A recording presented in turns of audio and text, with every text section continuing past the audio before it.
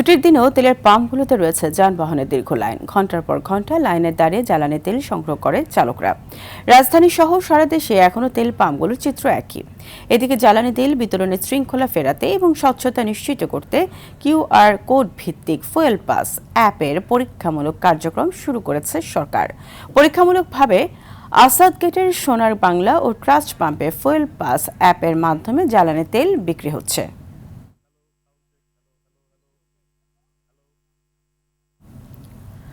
জ্বালানি তেলের খবর জানাতে রংপুর থেকে সরাসরি যুক্ত হচ্ছেন সহকর্মী জাহাঙ্গীর আলম বাদল। বাদল, রংপুরে জ্বালানি তেল নিয়ে কি ভোগান্তি আছে এবং কি বলছে তেল নিতে আসা গ্রাহকরা?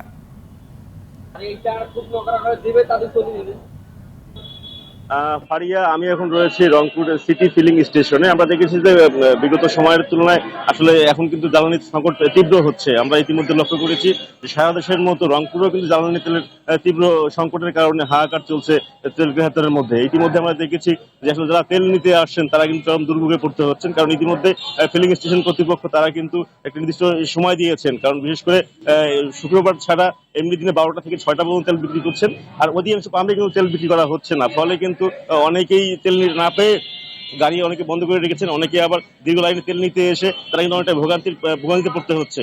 ইতিমধ্যে আপনাকে জানিয়ে রাখি যে আসলে এই তেল সংকটের কারণে আসলে এই রংপুর জুড়ে, কারণ অনেকগুলো পাম্প বন্ধ থাকার কারণেই কিন্তু এই সংকটটা তীব্র হয়েছে। কারণ সরকারিভাবে ডিপুতে বলা হচ্ছে যে পর্যাপ্ত তেল রয়েছে এবং তারা কিন্তু আসলে অনেক পাম্প তারা ঝামেলা এড়াতেই কিন্তু বিশেষ করে তেল বন্ধ রেখেছে। তারা বলছেন যে আসলে এই মুহূর্তে তেল নিয়ে আসলে রেলপথের সাথে অনেক ঝামেলার সৃষ্টি হয়, বিশেষ করে ভোগান্তি সৃষ্টি হয় মানুষের মধ্যে, যার কারণে তারা কিন্তু বন্ধ রেখেছেন। এছাড়া আমরা দেখেছি যে আসলে ডিজেল চালিত যে সমস্ত গাড়িগুলো রয়েছে সেগুলো কিন্তু চলছে এবং পর্যাপ্ত ডিজেলের মজুদ রয়েছে রংপুর জুড়ে, কিন্তু পেট্রোল অক্টেনের জন্য সংকট রয়েছে, যার কারণে ভোগান্তিতে দীর্ঘ লাইনে মানুষকে আসলে করতে হচ্ছে।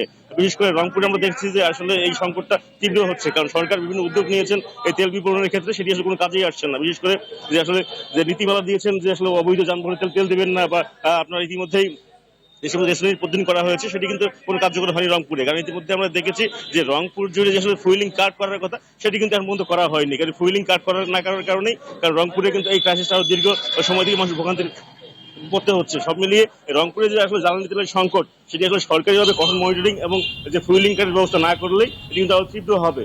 তো এই ছিল আমার কাছে আপাতত রংপুরে জ্বালানি তেলের সর্বশেষ খবর। পারিয়া, আপনাকে ধন্যবাদ।